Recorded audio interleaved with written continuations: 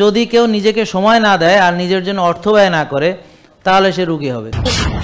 Diabetes রোগী কিন্তু বারবার খাচ্ছেন, তাদের বারবার চিনি ঢুকতেছে, এটা কি চিনি কমানোর চিকিৎসা না বাড়ানোর চিকিৎসা? ডায়াবেটিস রোগীকে 6 বেলা চিনি খাওয়াইয়া ইনসুলিন মারিয়া এই চিনি কোষে গাদাইয়া কোষের মুরব্বা বানায়। আপনার বয়স কত?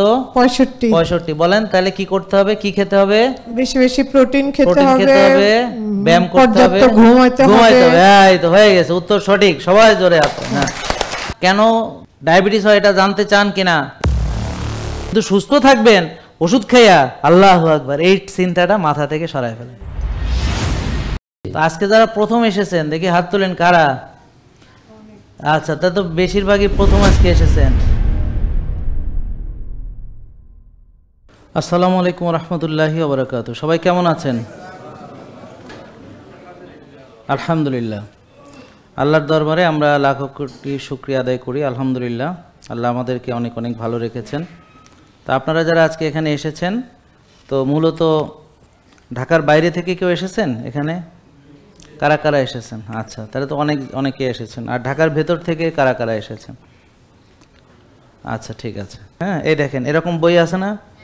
আচ্ছা, গুড। তো এখানে ডায়াবেটিস হলে করণীয় কি? করণীয় হলো সকালে 7টা-8টা বাজে খাবেন, 11টা বাজে খাবেন, দুপুরে 2টা-2:30 বাজে খাবেন, বিকেল 5টা-6টা বাজে খাবেন, রাত 8টা-9টা বাজে এবং ঘুমানোর আগে মানে 11টা বাজে খাবেন দুধ। ঠিক আছে? এরকম। তাহলে আমাদের করণীয় হলো 6 বেলা আমরা কি খাবো? ভাত, বলেন ভাত, রুটি, ফল, দুধ, এই জাতীয় যা যা আছে, তাই না? তাহলে এগুলো কি চিনি কিনা? তাইলে রক্তে চিনি আসে এমন খাবার খেলে, বারবার খেলে ডায়াবেটিসের মাত্রা বাড়বে, এটাই স্বাভাবিক। এটা কি আমরা বুঝতে পারতেছি? তা আপনাদের যাদের ডায়াবেটিস আছে এবং এই রকম বারবার খাচ্ছেন, এমন কেউ আছেন যে এইভাবে এই বই অনুপাতে খাচ্ছেন? এরকম কেউ নাই না? তার মানে বাংলাদেশে থাকেন না আপনারা? আচ্ছা, ঠিক আছে। তো সবাই আছে কিন্তু এখানে স্বীকার করতেছে না। তো যদি আপনি বাংলাদেশে থাকেন তাহলে আপনি কাকে দেখান বাংলাদেশে? তো এখানে যে ডায়াবেটিক হাসপাতাল থেকে যে বইটা দিয়েছে, তো এই বইটার বাইরে কি আপনারা চিকিৎসা করেন নাকি? এই যে এটার বাইরে চিকিৎসা করেন? বুঝেন না মনে হয়, মানে এটা দিয়েই তো করেন, তাই না? তো এখানে তো এইভাবেই লেখা আছে, তো এটা কি মানেন না নাকি আপনারা? তো সেইটাই জিজ্ঞেস করেছি যে আপনারা এটা মানেন কিনা। তার মানে মানেন। তো মেনে কি ভালো হয়ে যাবেন বলে মনে হয়? আপনাদের ভালো হয়েছেন? মেনে ভালো হয়েছেন? আচ্ছা, হবেন বলে মনে হয়? আচ্ছা, কেন? কারণ হচ্ছে যে একটা লোক তার রক্তের চিনি বেড়ে গেছে, রক্তের চিনি বেড়ে গেছে বা গ্লুকোজ বেড়ে গেছে, এখন সে যদি ভাত, রুটি, ফল, দুধ এগুলো যদি খায়, বেশি করে খায়, বারবার খায়, তাহলে তার কি কমে যাবে চিনি? বাড়বে। তা এখন আপনারা যারা এই ডায়াবেটিস রোগী কিন্তু বারবার খাচ্ছেন, তাদের বারবার চিনি ঢুকতেছে, এটা কি চিনি কমানোর চিকিৎসা না বাড়ানোর চিকিৎসা? তা এখন ডায়াবেটিস ভালো হচ্ছে না কেন? ভালো হচ্ছে না এই কারণে যে এখানে রক্তের চিনি বেড়ে গেছে, চিনি কমানোর ওষুধ দেওয়া হয়েছে, ইনসুলিন দিয়ে চিনি কমাচ্ছে, কিন্তু তাকে চিনি খাওয়ানো হচ্ছে বারবার। তাহলে এইভাবে যদি চলে সেই রুগীটা কোনোদিন ভালো হয়ে যাবে না। এই জন্যে আপনারা যারা আজকে দীর্ঘদিন ধরে ডায়াবেটিসের চিকিৎসা করাচ্ছেন, কারা কারা করাচ্ছেন চিকিৎসা অনেক দিন ধরে, তো তারা এখনও রুগী আছেন। আর যারা আমাদেরকে ফলো করছেন তারা ডায়াবেটিস রোগের মূল কারণ, আমরা তাদেরকে কোষ খালি আছে কিনা, এই পরীক্ষার নাম হলো হোমা আইআর। বলেন হোমা। তার ইনসুলিন তৈরি হয় কিনা, ইনসুলিন তৈরি হয় কিনা এই পরীক্ষার নাম হলো সি পেপটাইড। কি? C peptide. এখন যাদেরকে ইনসুলিন দেওয়া হচ্ছে তাদের ইনসুলিন তৈরি হয় কিনা এইটা না দেখে ইনসুলিন দিয়ে দেওয়া হচ্ছে। ধরেন একটা লোকের শরীরে যদি ইনসুলিনের অভাব থাকে তাহলে তাকে ইনসুলিন দিতে হবে। তাহলে আপনারা কেন ডায়াবেটিস হয় এটা জানতে চান কিনা? আচ্ছা, ডায়াবেটিস হওয়ার মূল কারণ হলো, ধরেন একটা লোক সে খাইছে, বেশি খাইছে, কিন্তু সেটাকে শক্তি হিসেবে ব্যবহার করে নাই, জমা করছে। তো যারা বারবার খায়, ব্যায়াম বা কায়িক শ্রম করে না, তারা কি করে? জমা করে। তো আস্তে আস্তে জমতে থাকে, জমতে জমতে একসময় এত জমে যায় যে রক্তের চিনি কোষে ঢুকবে এরকম কোনো অবস্থা থাকে না, তখন রক্তের চিনি বাড়তে থাকে। এই রক্তের চিনি বাড়াকে ডায়াবেটিস বলে। তাহলে ডায়াবেটিসের মূল কারণ হলো কোষে জায়গা নাই। কোষে জায়গা নেই কেন বলেন? চর্বি জমেছে। চর্বি কেন জমেছে বলেন? আমি জমাইছি। তাহলে চর্বি জমাইতে হলে কি করতে হবে? টেনশন করতে হবে বেশি বেশি করে। চিনি জাতীয় খাবার, processed food, ultra processed food খুব বারবার বেশি বেশি করে খেতে হবে। তারপরে অনেক টেনশন করতে হবে, রাত জাগতে হবে, কিন্তু ভুলেও ব্যায়াম করা যাবে না। আর অনেক ব্যস্ত থাকতে হবে, বলতে হবে আমার কোনো সময় নেই, আমি নিজেকে সময় দিব, এত সময় আমার নেই। অনেক ব্যস্ত থাকতে হবে এবং খুব টেনশন করতে হবে, এবং রাত্রে অনেক দেরি করে ঘুমাতে হবে, আর অলসতা করতে হবে, বিলাসিতা করতে হবে, আর শুধু টেনশন করতে হবে, আর শুধু খেতে হবে। এই কাজগুলো আপনারা সুন্দরভাবে করতে পারলে ডায়াবেটিস হয়ে যাবে, কোষে চর্বি জমে যাবে, তারপরে রক্তনালীতে চর্বি জমে যাবে, প্রেশারও হয়ে যাবে। এইভাবে আরও দীর্ঘদিন চললে ফ্যাটি লিভার থেকে লিভার সিরোসিস হয়ে তারপর আপনি চাইলে লিভার ট্রান্সপ্লান্টও করাতে পারবেন। এছাড়া আপনার যদি হার্ট অ্যাটাকের ইচ্ছা থাকে সেটাও আপনার পেয়ে যাবেন, কারণ রক্তনালী ব্লক হয়ে যখন এই রক্ত হার্টে যেতে পারবে না তখন আপনার হার্ট অ্যাটাক হবে, আপনার সেই আশাও পূরণ হয়ে যাবে। এছাড়া যদি মনে করেন না আমার প্যারালাইসিস হতে হবে, হ্যাঁ ও প্যারালাইসিস হয়েছে আমি হতে পারছি না কেন, তখন আপনি আরও অনিয়ম করবেন বেশি বেশি করে করে ব্রেনে স্ট্রোক করবে, ব্রেনে রক্ত যেতে পারবে না, তারপর আপনি দেখবেন এক অঙ্গ অবশ হয়ে গেছে, নাড়াতে পারছেন না, প্যারালাইসিস হয়ে বিছানায় পড়ে গেছেন। বলে যে না আমি চোখটাও নষ্ট করতে চাই, তাহলে আরও বেশি করে অনিয়ম করতে হবে, বারবার খেতে হবে, আরও বেশি টেনশন করতে হবে। তো প্রেশার বাড়তে বাড়তে, ডায়াবেটিস বাড়তে বাড়তে চোখের 12টা বেজে যাবে, তো ডায়াবেটিক রেটিনোপ্যাথি হবে, তারপর রেটিনাল ডিট্যাচমেন্ট, আপনি চাইলে অন্ধ পর্যন্ত হয়ে যেতে পারবেন। আপনি যা চান জীবনে, যে আমি অনেক কিছু চাই, আমার অনেক রোগ দরকার, আপনার যা যা স্বাদ আল্লাহ তাআলা মিটিয়ে দিবেন।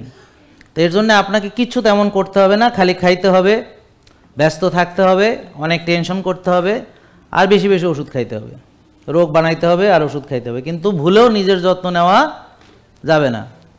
আর খাওয়া কন্ট্রোল করা যাবে না, যা পাবেন তাই খাবেন। আর মনকেও কন্ট্রোল করা যাবে না, মনে যা চায় তাই করতে হবে, মনে যেটাই চায় সেটাই করে ফেলতে হবে।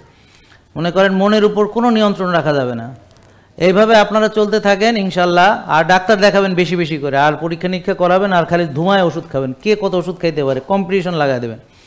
তো ধরেন আমি 10 বছর চিকিৎসা করে ওষুধ যেন 7-8টার কম না হয়, তারপরে এভাবে 15-20 বছর চিকিৎসা করে যেন ওষুধ 18-20টা না হয়, এরকম যদি মানে ওষুধই বাড়াইতে না পারলাম তাহলে চিকিৎসা করে লাভ হলো কি, তাই না? রুগী হিসেবে একটা মর্যাদাবান রুগীকে, যার অনেক রোগ, 5-7টা ডাক্তার লাগে, এতগুলো ওষুধ লাগে, কাড়ি কাড়ি ওষুধ খায়, তারপর 2টো অপারেশন আছে, সে হলো মর্যাদাবান রুগী। এবং তার ভিতর যাদের কিডনি নষ্ট হচ্ছে তারা আরও মর্যাদাবান, তাদের মর্যাদা আরও বেশি।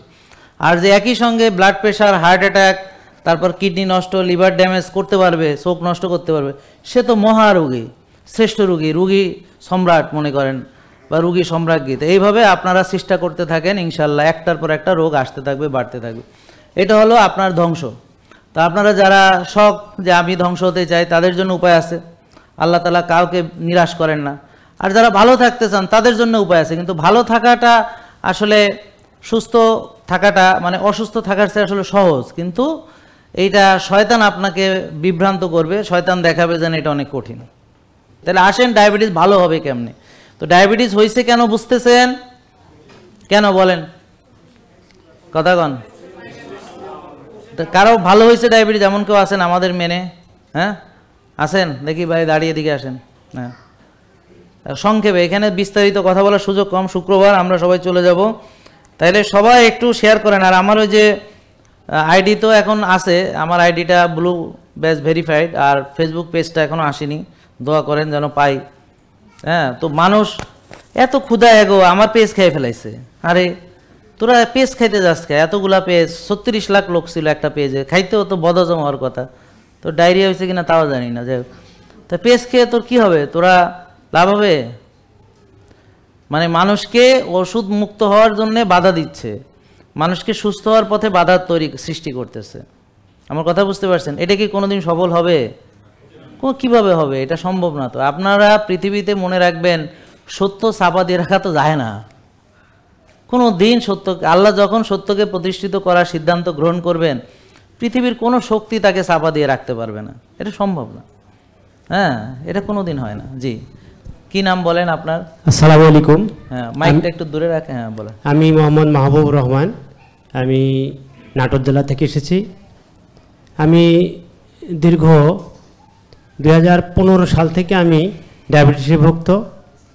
ওষুধ খাইতে খাইতে আমি এমন একটা পর্যায়ে গেছি, আমি ইন্ডিয়া, ব্যাঙ্গালোর, তারপরে ইন্ডিয়া, চেন্নাই বিভিন্ন জায়গাতে চিকিৎসা করছি। আমার ডায়াবেটিস, হার্ট এবং এমনকি আমি শরীরে এনার্জি পাইতাম না। বাম হাত অবেশ হয়ে যেত, হাতে ব্যথা করতো, পিঠের এই সব সাইড দিয়ে ব্যথা করতো। তো আল্লাহ দিলে এখন আমি যে স্টাইল মেনে আজ 3 বছর ধরে আমি ডায়াবেটিসে কোনো ওষুধ খাই না। আলহামদুলিল্লাহ, এমনকি আলহামদুলিল্লাহ। কোনো ওষুধই আমি খাই না। এখন মোটামুটি সুস্থ আছে, কিন্তু শরীরটা একটু ক্ষীণ হয়ে গেছে। আমার ওজন ছিল প্রায় 74 কেজি, এখন আমি 60 কেজি ওজন। এখন বলেন কিভাবে ওজন বাড়াতে হবে সেটাও বলে দেন সবাইকে। এখন আমাকে সবসময় কোষ খালি রাখতে হবে এবং আমাকে ব্যায়ামগুলো করতে হবে। আর কি একটা হার্ড পরিশ্রমের যে ব্যায়ামগুলো আছে, মানে এগুলো- ওজন বাড়ানোর ব্যায়াম জি, হচ্ছে জি। ওজন নিয়ে ওজন বাড়াতে হবে। জি, জি। আর খেতে হবে কি খেতে হবে বেশি? বলেন কি? হ্যাঁ, প্রোটিন আপনি জাতীয় আসেন, খাবার আপনি খেতে আসেন। হবে। হ্যাঁ, যাক, ওনার থেকে একটু শিখে যান। আর কি করতে হবে বলেন দেখি, এদিকে আসেন, ওই যে ওনার থেকে শেখেন। বলেন তো, এই যে আপনার বয়স কত মা? 65 আসেন, এদিকে আসেন। হ্যাঁ, আপনার বয়স কত? 65 65। বলেন তাহলে কি করতে হবে, কি খেতে হবে? বেশি বেশি প্রোটিন খেতে প্রোটিন হবে, খেতে হবে, ব্যায়াম করতে হবে, পর্যাপ্ত ঘুমাইতে হবে। এই তো হয়ে গেছে, উত্তর সঠিক, সবাই জোরে আছে। হ্যাঁ, তো দেখেন উনি শিখে ফেলছে। তাহলে যিনি শিখে জানে উনি হলেন জ্ঞানী। আর আপনারা সুস্থ হবেন নিজের জ্ঞানের দ্বারা। হ্যাঁ, নিজের চিকিৎসা নিজেকেই করতে হবে। উনি একজন বয়স্কা, খুব মুরব্বী ধরনের মানুষ, এবং উনি এটা কি সুন্দর করে বলে দিলেন যে আপনার পরামর্শ উনি দিয়ে দিলেন। একটা কি এক হচ্ছে প্রোটিন খেতে হবে। যেমন ওনার ওজন 60 কেজি, 90 গ্রাম মিনিমাম প্রোটিন খাবে, 90 গ্রাম প্রতিদিন। তো 90 গ্রাম হলে একটা ডিমে 6 গ্রাম হলে 6টা ডিমে 36 গ্রাম 36 গ্রাম। প্রোটিন হবে। আর মাছে কত গ্রাম থাকে? 100 গ্রাম মাছে 22 গ্রাম। 22 আর 100 গ্রাম মাংসে 24 গ্রাম। 24 গ্রাম। তাহলে এইভাবে হিসাব করে 90 গ্রাম থেকে 100 গ্রাম প্রোটিন সে খাবে। তারপরে সপ্তাহে 5 দিন ভালো করে প্রেশার দিয়ে, যেমন আমি জিম থেকে বেরোলাম, জিম করবে, করে ওনার এই যে মাসেলটা যখন বাড়বে, হ্যাঁ, এই যে মাসেল, আপনি জিম শুরু করেছেন? স্যার আমি না, আপনি জিম শুরু করেছেন? জিম শুরু করে নিয়েছি। আচ্ছা, জি, আপনি জিম শুরু করেছেন? জি আমি গত বছর থেকে জিম করি। উনি জিম করছেন। তাহলে ওনার বয়স হচ্ছে কত বলেন তো? 65 বছর। আর আপনার বয়স কত? আমার বয়স 48 বছর। ওনার বয়স 48। উনি আমার চেয়ে 3 বছরের জুনিয়র। ওনার বয়স 48 আর উনি আমার অনেক সিনিয়র, 65। এখন উনি পুরুষ মানুষ আর উনি হচ্ছেন একজন নারী, মা। এখন উনি জিম করতেছেন 1 বছর ধরে, আর ইনি এখনো করতেছেন না। এখন উনি জিম না করে দিন দিন ক্ষীণ হবেন নাকি মাসেল মাচু হবেন বলেন তো? হ্যাঁ, শুকাবেন। তা এখন উনি শুকাচ্ছেন, যে এটা ওনার চয়েস। কেন? কারণ উনি জিম ভর্তি হননি। আমার কথা বুঝতে পারছেন? উনি ওইভাবে প্রোটিন খাইতেছেন না, কিন্তু উনি আবার ক্ষীণ হয়ে যাচ্ছেন, এটাতে ওনার প্রবলেম হচ্ছে। কিন্তু উনি ক্ষীণ না হওয়ার জন্য যে প্র্যাকটিস মাসেল বিল্ডিং, সেটা কিন্তু করতেছেন না। নাকি বুঝেন নাই মনে হয় আপনারা? তাহলে এখন আপনি বলেন যে আপনি যে ক্ষীণ হচ্ছেন, এটা কি আপনার চয়েস নাকি আপনি মাসেল বিল্ড করবেন? কি না, করবেন? এটা আমার চয়েস না, আমি মাসল বিল্ড করবো আর কি। কিন্তু আপনি এতদিন শুরু করেননি, কি কারণে বলতে পারবেন কিনা? এতদিন আমি বুঝতে পারিনি। আচ্ছা, আমি তার ওই- মানে এই যে না বুঝলে একটা বিরাট বিপদ। জি, জি। তো আজকে যারা প্রথম এসেছেন দেখি হাত তোলেন, কারা? আচ্ছা, তা তো বেশিরভাগই প্রথম আজকে এসেছেন। তা আজকে প্রথম দিনে কি শিখলেন? যে আপনার কিভাবে মাসেল বানাতে হয়, ওজন বাড়াতে হয়। আর উনি 2 বছর ধরে শিখতে পারলেন না। আমার কথা বুঝতে পারছেন? কয় বছর আমাদের মানেন বললেন? 3 বছর। 3 বছর উনি শিখতে পারেননি। বুঝেছেন কথা? দেরি হয়ে গেল না শিখতে? তা শিখতে আপনাদের যত দেরি হবে তত আপনি আরও ক্ষীণ হতে থাকবেন, ক্ষীণ থেকে ক্ষীণতর, এবং 50-এর নিচে গেলে কালবৈশাখী থেকে নাই উড়ে যাবেন। তো কালবৈশাখীর সময় আবার বাইরে বেরোনো যাবে না, এটা ঝামেলা আছে। তো এখন আপনারা যারা ওজন কমানোর সিদ্ধান্ত নিয়েছেন, মাশাআল্লাহ কমাতে থাকেন, কিন্তু থামবেন না, একেবারে কমাতে কমাতে হাড্ডি হয়ে কঙ্কাল হয়ে তারপর শেষ। আর মাসেল বিল্ডিং ওনার জন্য না, মাসেল বিল্ডিং করবে উনি। একজন 65 বছরের মহিলা, উনি মাসেল বিল্ডিং করবেন। আর এই ভাই যুবক, বলতে গেলে ওনার তুলনায় উনি করতে পারবেন না। আমি কি বোঝাতে পারতেছি? তো এই দেখেন, যারা ভালো হয়েছে তাদের ভিতরে জ্ঞানের তারতম্য দেখেছেন। উনি কিন্তু উত্তর দিতে পেরেছেন, উনি জিমও করতেছেন, উনি প্রোটিনের কথা বললেন, উনি ঘুমের কথা বললেন, উনি জিমের কথা বললেন, কিন্তু উনি উত্তরও দিতে পারলেন না। তাহলে ওজন বাড়ানোর প্রোটোকল কি আমাদের নেই? আছে। কয় বছর ধরে আছে এটা? যে কদিন ধরে আমি এই পরামর্শ দিয়ে আসছি, প্রথম দিন থেকে আছে, আপনি গিয়ে আজকে দেখবেন ওই 19 সালের একটা ভিডিও আছে, আমি রাস্তার ভিতরে হাঁটতে হাঁটতে বলতেছি স্বাস্থ্যকর ওজন বাড়ানো, 19 সাল, আর এটা হলো 25 সাল, 6 বছর আগে বলেছি। তো এখন আপনি এই কম জ্ঞান নিয়ে চলতে আপনার ভালো লাগে কেন সেটা আমাকে বলেন। বিষয় হলো তো এটা আমি মাঝে মধ্যে করতাম, পরে জালালের সাথে যখন আমার নাটোরে জালালের সাথে যখন এটা দেখা হলো, এরপর আমি নিয়মিত ওই স্টাইলগুলো মানি, কিন্তু জিম করার সেই পর্যাপ্ত জায়গা বা ওই ইয়াগুলো তাহলে আপনাকে বুঝায় আপনি আসলে ভুল বুঝতেছেন। জিম মানে যে জিমে গিয়ে করতে হবে এমন নয়, ওজন নিয়ে করলেই হলো। ইট হতে পারে, পাথর হতে পারে, বালুর বস্তা হতে পারে, হ্যাঁ, মাসেল বানাতে হবে, মাসেল না বানালে অসুবিধা। আমি কি বোঝাতে পেরেছি? তো যাই হোক, আপনার জন্য এটা হচ্ছে পুরস্কার। থ্যাংক ইউ আপনাকে উৎসাহ দেওয়ার জন্য। জোরে সবাই মিলে আমরা অনেক ধন্যবাদ। মা আসেন আপনি। তাহলে একটা লোক সুস্থ থাকতে হলে তাকে প্রথমে হচ্ছে ওষুধ মুক্ত সুস্থ, তার শক্তি আছে, এনার্জি আছে, স্ট্রেংথ আছে, শুইলে ঘুম আছে, খাইলে হজম আছে, মনে শান্তি আছে, তার এনার্জি এবং মানসিক শক্তি দুটোই বেশি আছে, আত্মিক শারীরিক এবং মানসিক সব শক্তি তার বেশি আছে, এবং তার ডিসিপ্লিন ঠিক আছে, যে সে উল্টাপাল্টা খায় না। তার মানে এই লোকটা সুস্থ এবং সুস্থ থাকবে। সে রোদে যায়, সে ঘাসে হাঁটে, সে নিয়মকানুন মানে, তার মানে সে সুস্থ এবং সে সুস্থ থাকবে। আর একটা লোক সে মনে করেন ডিসিপ্লিন ঠিক নাই, তাহলে সে কোনো দিন সুস্থ থাকবে না। এখন যদি সুস্থ থাকে ভবিষ্যতে থাকবে না। আর যারা ওষুধ খায় কিন্তু ভাবে আমি ওষুধ খেয়ে নিয়ন্ত্রণ করেছি, তারা একেবারে বোকার স্বর্গে বাস করতেছে, কারণ অসুখ তার ভিতরে বাসা বেঁধেই আছে। দিন দিন রোগ বাড়তেছে, ওষুধের পরিমাণ বাড়তেছে, সে ওষুধ নিয়ন্ত্রণে নেয়, অসুখও নিয়ন্ত্রণে নেয়। আর তার জীবনের উপরেও কোনো নিয়ন্ত্রণ নাই, মানে তার জীবনে ডিসিপ্লিন নাই, তার হয়তো খাওয়ার ডিসিপ্লিন নাই, ব্যায়ামের ডিসিপ্লিন নাই, বা ঘুমের ডিসিপ্লিন নাই, বা অন্য কোনো জায়গা থেকে তার ডিসিপ্লিন নাই। তো সে রোগী, এবং তার ওষুধ খেতে হয়, এবং ওষুধ বাড়বে যত দিন যাবে, এবং এভাবে বাড়তে থাকবে। তাহলে একটা রোগীকে তার খাদ্য তালিকা দেওয়ার জন্য আমাদের ইনসুলিন জানা দরকার, তার সিআরপি জানা দরকার, হ্যাঁ, তার যে টিজিএইচডি রেশিও জানা দরকার, তার ভিটামিন ডি জানা দরকার। এগুলো জেনে তাকে খাবার তালিকা দিতে হবে। এখন যাদের ওভারলোড আছে, কোষে জায়গা নেই, তাকে কি আরও খাওয়াবেন? তার কোষ খালি করতে হবে। এখন কোষ খালি করতে হলে ফ্যাট কমাতে হবে, ফ্যাট বার্ন করতে হবে। কিন্তু ইনসুলিন বেশি থাকলে ফ্যাট বার্নিং হবে না। তো আমরা ইনসুলিন মেপে দেখবো কত আছে, তো 4 থাকলে তো খুব ভালো, যদি 6 থাকে তাও মোটামুটি চলে, চলনসই। কিন্তু এর বেশি থাকলে ইনসুলিন তাকে কমাতে হবে। যদি না কমায় তাহলে তার ফ্যাট বার্ন হবে না, কোষ খালি হবে না, ডায়াবেটিস ভালো হবে না, হৃদরোগ ভালো হবে না, ফ্যাটি লিভার ভালো হবে না, কিছুই ভালো হবে না। সে যেমন আছে তেমনই থাকবে। তাহলে এটা গেল একটা অ্যাসপেক্ট।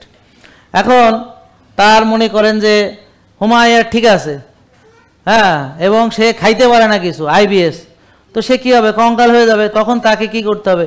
তাকে আবার ওই যে প্রোটিন খাওয়াইতে হবে, ভালো ফ্যাট খাওয়াইতে হবে, ভালো ফাইবার খাওয়াইতে হবে, তাকে ব্যায়াম করাইতে হবে, তাকে ভালো ঘুমাইতে দিতে হবে, তাকে মানসিক প্রশান্তির চর্চা দিতে হবে, মানে সে যেন স্বাস্থ্যকরভাবে ওজন বাড়াতে পারে, তার মানে পুষ্টির কোনো ঘাটতি না হয়। ঠিক একইভাবে টাইপ 1 ডায়াবেটিস রোগী ইনসুলিন তৈরি হয় না, তার খাবার হবে আলাদা। আর টাইপ 2 রোগী, তার খাবার হবে আলাদা। এইভাবে আবার কিডনির কিছু বিশেষ পরামর্শ আছে যাদের কিডনির সমস্যা।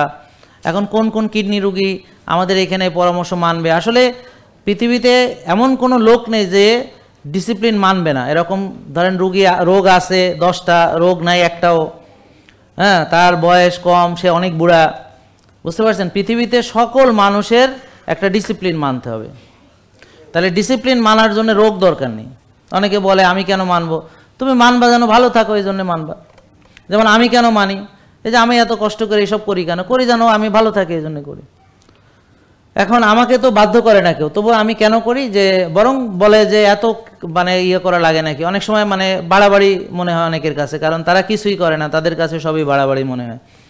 তো এখন নিজের শরীরের যত্নের জন্য আপনি কয়টা টাকা খরচ করতেছেন, আর নিজের জন্য আপনি কতটুকু সময় দিতেছেন সারা দিনে 24 ঘন্টার ভিতরে, সেটা আগে আপনাকে ডিসিশন নিতে হবে। তো এখন যদি কেউ নিজেকে সময় না দেয় আর নিজের জন্য অর্থ ব্যয় না করে, তাহলে সে রোগী হবে। তারপর সে অর্থ খরচ করে আরও বড় রোগী হবে এবং অপারেশনে যাবে। তো খেয়াল করেন, এই যে চর্বি যদি না গলাতে পারি, তাহলে তো আমার কোষই খালি হবে না, আর কোষ খালি না হলে ডায়াবেটিস ভালো হবে না। এখন 6 বেলা চিনি খেয়ে জীবনে কোনো দিন কোষ খালি হবে না। তো ডাক্তাররা চিকিৎসা করতেছে কিভাবে? আপনাদের যে খেতে দিচ্ছে চিনি, সাথে ওষুধ দিচ্ছে, ওষুধ এসে জোর করে চিনি ঢুকাবে, বা ইনসুলিন দিচ্ছে, ইনসুলিন দিয়ে জোর করে চিনি ঢুকাবে, কোষের ভিতরে আরও ওভারলোড বাড়াবে। তো রক্তের চিনি কম দেখে আপনি খুশি, কিন্তু কোষের 12টা বাজছে সেটা আপনি টেস্টও করেন না, জানেনও না, আর খুশি হবেন না, কাঁদবেন না, কিছু, এটা কোনো জ্ঞানও নাই। আমার কি বুঝলেন না কথা? এখন আমাদের এখানে আমরা এই রিপোর্ট ছাড়া, হোমায়ার ছাড়া আমি আপনাকে কি খেতে দিব বুঝবো কিভাবে? আপনারাই বলেন। তার মানে যার হোমায়ার 1 তার খাবার আর যার হোমায়ার 6 সম্পূর্ণ আলাদা হবে, বিপরীত। বুঝেন নাই মনে হয়? হ্যাঁ হ্যাঁ। তারপরে জীবনে টেস্ট তো জীবনে কম করার নাই, কিন্তু রুগী তো রুগীই আছে। আর এখানে আপনার রুগী ভালো হয়ে যাবে, ওষুধ মুক্ত হইয়া যাবে, রোগ মুক্ত হইয়া যাবে। এখানে এসা কঞ্জুসি যত রকম আছে চিন্তা ভাবনা তার মাথার মধ্যে। আর এতদিন ঢাইলে টেস্ট করাইছে, হেতে কোনো অসুবিধা হয়নি। ধুমাইয়া ওষুধ খাইছে, হেতে কোনো অসুবিধা নেই। ডাক্তারে ভিজিট দিছে, ওষুধ খাইছে, টেস্ট করাইছে, হ্যাঁ, অপারেশন করাইছে, বুঝছেন? 6 বেলা খাইছে, খরচ 6 বেলা খাওয়ার খরচ, বুঝলেন না? 6 বেলা খাওয়ার খরচ, ওষুধের খরচ, ডাক্তারের খরচ, পরীক্ষার খরচ। হ্যাঁ, এইভাবে কেন? যেন আরো বড় রুগী হয়, আরো বড় যেন রুগী হয়। সে নিজের কোষের 12টা বাজাইছে। তো এখন একটা লোকের কোষে ধরেন জায়গা নেই, তারে 6 বেলা খাওয়াইয়া যদি ওষুধ দিয়া কোষে ঢুকান, কোষ কি থাকবে না নষ্ট হবে? হ্যাঁ, এই জন্যে চিকিৎসা করাতে করাতে চোখ নষ্ট হয়েছে। অনেকেরই ডায়াবেটিস চিকিৎসা করাতে করাতে চোখের সমস্যা হয়েছে। এখানে নাই কেউ চোখের সমস্যা, ডায়াবেটিস রুগী একজনও নাই? আছে? হ্যাঁ, বলেন, হাত তোলেন, কোনো অসুবিধা নেই। হ্যাঁ, চোখ গেছে।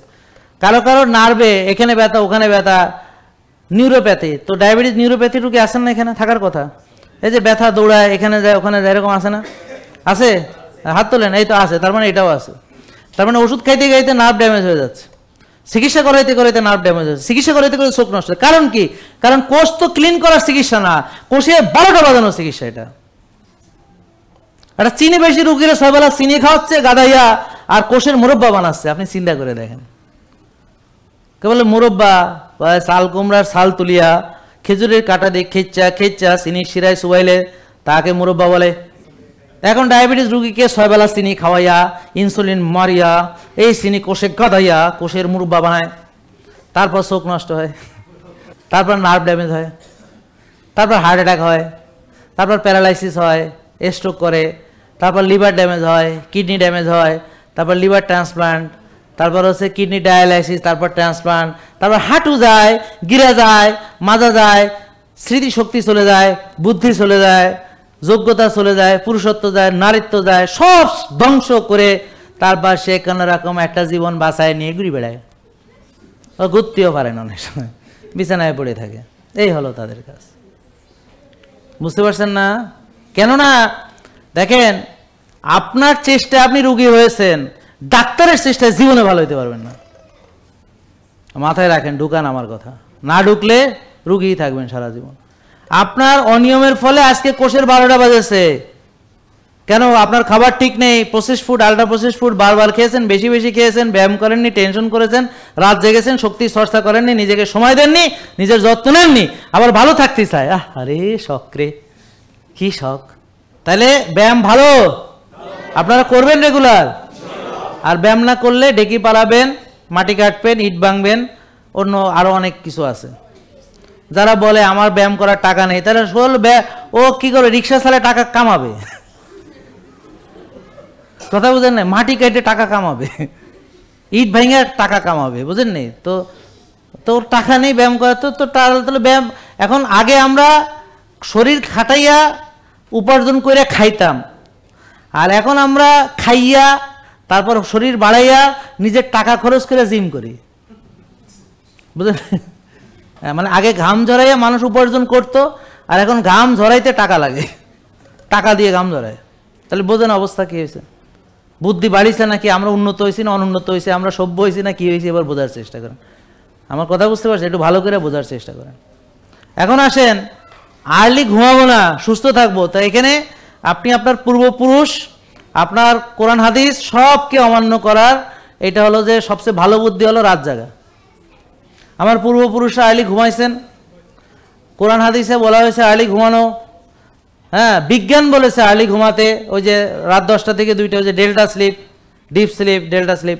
তাহলে সব কিছু মিলে গেল এক জায়গায়, কিন্তু আপনাদের অমিল।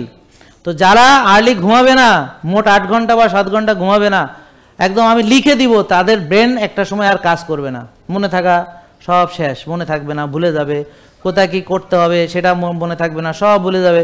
হ্যাঁ, টেনশন হবে, রাত জাগার ফলে আস্তে আস্তে তার হাড় ক্ষয় হবে, ধীরে ধীরে তার টক্সিসিটি বাড়বে, ধীরে ধীরে সে তার ক্যারেক্টারটা হবে একটা টক্সিক ক্যারেক্টার, খালি মেজাজ দেখাবে, ঠাস করে মাইন্ড করবে, কেন মুড সুইং করে নিজেই জানে না। হ্যাঁ, কেন যে মেজাজ খারাপ তাও জানে না, কেন যে মন খারাপ তাও জানে না, পরে বলবে বিধাতাও বোঝে না, এরকম বলবে আর কি। হ্যাঁ, আসলে ঘটনা হলো যে ওর ভিতরে কোনো ব্যালেন্স নাই, বুঝেননি কথা? এটা খুব ডেঞ্জারাস। যাদের ডিসিপ্লিন নাই, তার মেন্টাল ব্যালেন্স নাই, তার মনের উপর নিয়ন্ত্রণ নাই, আমি একদম লিখে দিব। যার ডিসিপ্লিন নাই তার কোনো কিছু ঠিক নেই। এই জন্য আল্লাহ তাআলা ডিসিপ্লিন এত পছন্দ করে। তো তাহলে আপনারা যারা ডিসিপ্লিন না, ডিসিপ্লিন মানতে হবে। এর জন্য কি আপনার অ্যালার্জি লাগবে ডিসিপ্লিন মানতে? না, অ্যালার্জি না থাকলে মানা যাবে না। এই তো এবার বুঝছেন ঘটনা কোথায়, যে আপনার কোনো রোগ না থাকলেও যা, রোগ থাকলেও তাই। শুধু ধরেন ডায়াবেটিস রোগীর ক্ষেত্রে বা ইনসুলিন বেশি রোগীর ক্ষেত্রে, বা যারা ওজন কমাতে চায়, বা যাদের চর্বি জমে গেছে লিভারে, এগুলো তাদের জন্যে খাবারটা একটু ভিন্ন। আর যাদের মনে করেন যে কোষ খালি, তাদের খাবারটা আবার আলাদা। এখন এইটা তো আমি চেহারা দেখলে তো বুঝবো, ঠিক আছে, কিন্তু টেস্ট না করলে ভিতরের চর্বি বোঝা যাবে না। যেমন ধরেন আপনি বলেন আমি চিকন মানুষ, আমার হুমায়ুর কি বেশি থাকবে? হ্যাঁ, বেশি থাকবে। বহুত চিকন লোক আছে তার হার্ট অ্যাটাক, বহুত চিকন লোক আছে ব্রেন স্ট্রোক। তা হুমায়ুর বেশি না হয় তো ব্রেন স্ট্রোক, হার্ট অ্যাটাক করতে পারে না। কারো যদি ইনসুলিন ঠিক থাকে, সুগার ঠিক থাকে, হুমায়ুর যদি ঠিক থাকে, কোষে যদি ওভারলোড না থাকে, তো চর্বি কি আসমান থেকে পড়বে? বুঝেন নেই কথা? আর চর্বি না জমলে তার হার্ট অ্যাটাক হবে কিভাবে? এটা বোঝেন নাকি বোঝেন নেই? ভাই, রোগের মূল কারণ বুঝছেন? হার্ট অ্যাটাকের মূল কারণ কি? রক্তনালীতে ব্লক। তা ব্লক কেন হয়েছে এতক্ষণ সেটা বুঝাচ্ছি। ব্লক হয়েছে, সে ব্যায়াম করে না, টেনশন করে, রাত জাগে, উল্টাপাল্টা খায়, কোনো নিজের যত্ন নাই। এখন আস্তে আস্তে ভিতরে রক্তনালীতে চর্বি জমতে জমতে ব্লক হয়ে গেছে। ব্লক হইতে হইতে 100 হয়ে গেছে, এখনো জানে না হ্যাঁ ব্লক। তারপর যখন অ্যাটাক করছে, পরে ডাক্তাররা টেস্ট করে কইছে এটাতে 100, এটাতে 95, এটাতে 85, এইভাবে তারে বলছে আপনার ট্রিপল ভ্যাসেল ডিজিজ। হ্যাঁ, এবার কি করতে হবে? কেন কি করবেন মানে বুক ফাটতে হবে? বুক ফাটবেন, খুশির ব্যাপার নাকি? খুশি না? কেন এতদিন চেষ্টা করছে রুগী হওয়ার জন্য, এখন ফাইনাল একটা রেজাল্ট পাইছে, তা তো খুশি হয়ে যাওয়ার কথা। কিন্তু আপনারা কি ভাবতেছেন? এই যে অনিয়ম করবেন আর রেজাল্ট পাবেন না, তাই ভাবতেছেন? আরে আল্লাহ, আল্লাহ এদেরকে সঠিক বুঝ দান করো, বলেন আমিন, জোরে আমিন কন। হ্যাঁ, কারণ এদের বুঝই নাই। আল্লাহু আকবার। যে নিজের ভালো বোঝে না, তাকে কি বোঝাবেন? নিজের ভালো বোঝে না। আপনারা কি ভাবতেছেন যে কায়িক শ্রম করবেন না বা ব্যায়াম করবেন না এবং ওষুধ খেয়ে ভালো হয়ে যাবেন? আপনারা কি ভাবতেছেন? রাত জাগবেন, টেনশন করবেন, যথাযথ সময় ঘুমাতে যাবেন না এবং যথেষ্ট ঘুমাবেন না, হ্যাঁ, এবং আপনি ভালো হয়ে যাবেন? আপনি কি ভাবতেছেন? আপনি এই যে বারবার খাবেন উল্টাপাল্টা, ব্যায়াম করবেন না, কায়িক শ্রম করবেন না, রোদে যাবেন না, ঘাসে হাঁটবেন, আপনি ভালো হয়ে যাবেন, এটা ভাবতেছেন? অবশ্যই আপনারা এটা ভাবতেছেন, কারণ আপনাদের দেখলে এটা বোঝা যায়। সবাই এটা ভাবতেছে যে না, আমি ওষুধ খেয়ে ভালো হয়ে যাব। নাকি বুঝেন নাই? কিভাবে বোঝা যায়? কারণ তার নিয়ম কানুন কোনো ঠিক নাই, কিন্তু ওষুধ খায়, প্রেশারের, ডায়াবেটিসের, ইনসুলিন নেয়। কেন? কেন? কারণ সে রোগ আছে তাই। আর রোগ আছে কেন? অনিয়ম আছে তাই। একটা লোক এখানে এসে বলেন তো যে আমি একদম ছোটবেলা থেকে আমি 1 ভাগ খাই এবং আমি এইসব প্রসেসড আল্ট্রা প্রসেসড খাই না, আল্লাহর দেওয়া রিয়েল ফুড 1 ভাগ খাই, প্রকৃত খাবার, মানে দেশি ডিম, দেশি মুরগি, মানে যেটা বুঝে আর কি, হাইব্রিড না আর কি। এবং আমি ক্ষুধা লাগলে খাই, খেয়াল করেন। আর আমি মাঝে মাঝে রোজা রাখি, সোম, বৃহস্পতি, অন্যান্য রোজা রাখি, 5 ওয়াক্ত নামাজ মসজিদে যে পড়ি, জামাতে পড়ি। আমি আর্লি ঘুমাতে যাই, আমি 8 ঘন্টা ঘুমাই। হ্যাঁ, আমি নিজেকে সময় দেই, নিজের যত্ন নেই, আমি ঘাসে হাঁটি, আমি রোদে যাই, আমি কায়িক শ্রম বা ব্যায়াম করি। হ্যাঁ, আমি একটা সুন্দর ডিসিপ্লিন লাইফ লিড করি। কিন্তু আপনি তবুও রুগী। আসেন, একজন আসেন, আসেন একজন। হ্যাঁ, পুরো পৃথিবীতে খুঁজে পাবেন না, কারণ ও সুস্থ। এগুলো যে মানে সে রুগী না। তাহলে বাকিটা বুঝে নেন। এবার আপনারা যদি ওইভাবেই চলেন, তাহলে রুগী থাকবেন না। বলে আমি ভালো হবো কেমনে? আপনার ইমিউন সিস্টেম আপনাকে ভালো করবে। যেমন ধরেন প্রেশার ভালো হবে কেমনে? এই যে আপনার চর্বি গলে যাবে, রক্তনালী খালি হয়ে যাবে, ইনসুলিন কমে যাবে, কোষ খালি হয়ে যাবে, সুগার কমে যাবে, ইনফ্লামেশন চলে যাবে, টক্সিসিটি চলে যাবে। আর ওইদিকে আপনি ভালো ঘুমাচ্ছেন এদিকে ব্যায়াম করতেছেন, ওদিকে রোজা রাখতেছেন, ওদিকে শ্বাসের ব্যায়াম করতেছেন, ওদিকে ভিটামিন ডি 90-100 হয়েছে, তা আপনার প্রেশার তো থাকবে না। যে আমাদের যারা মানে তাদের তো প্রেশার ভালো হয়ে গেছে আলহামদুলিল্লাহ। কি বলেন, ভালো হয়েছে না নাকি? মানলে ভালো হয়ে যাবে না? হ্যাঁ, বলে ডায়াবেটিস ভালো হবে কেমনে?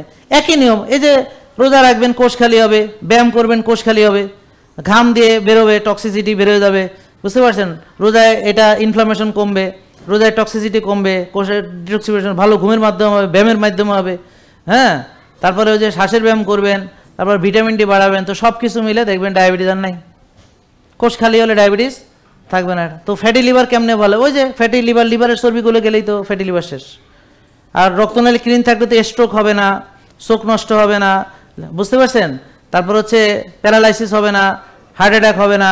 কারণ কোষ খালি থাকলে, রক্তনালী ক্লিন থাকলে এগুলো কিভাবে হবে? নাকি বোঝেন না এখনো? তার মানে কি এখনো ভাবতেছেন যে কোন রোগের কি চিকিৎসা সেটা? হায় রে আল্লাহ, এইটাই মাথা থেকে আজকে দূর করতে পারলাম না। কোনো রোগই থাকবে না, যেভাবে চললে আপনারা সেভাবে চলা শুরু করেন, সামনের দিনে দেখবেন কোনো রোগই নাই। আর এখন সুস্থ আছেন, আর যেভাবে রোগ হবে সেভাবে চলতে থাকেন, আপনি সুস্থ থাকবেন না, রোগী হবেন। আর রোগ বাড়তে থাকবে যতদিন চলাফেরা চেঞ্জ না করবেন। ওষুধ খাইয়া রোগ আরো বাড়ে। কোষে জায়গা নেই, এটা তো আমরা বুঝতে পেরেছি, তাই না? হোমায়ের দিয়ে বুঝতে পারবো। এখন বলেন হোমায়ের কত থাকলে ভালো? বলেন 1। তাহলে যার ভালো নেই কিভাবে ভালো হবে? ওই যে রোজা, ব্যায়াম, ঘুম, মানসিক প্রশান্তি, এটা আর আপনার পার্সোনাল পরামর্শ ডাক্তার বুঝে দেবে। তারপর হচ্ছে টিজিএইচডি রেশিও কত থাকতে হবে? 2-এর নিচে। সিআরপি 3-এর নিচে। বলেন 1। হোমায়ের কত থাকলে ভালো? তারপর বলেন 2।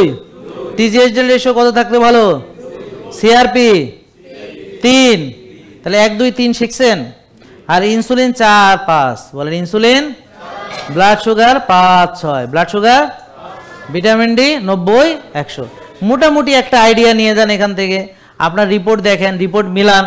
আর আমরা তো হেল্পিং হ্যান্ড, আমরা আসি। হ্যাঁ, আমরা সবসময় আপনার সাহায্যের জন্য আসি। আমরা চাই আপনারা সুস্থ হন। এই পৃথিবীর দিকে আমাদের দৃষ্টি না, আমাদের দৃষ্টি থাকবে অনন্তকালের দিকে।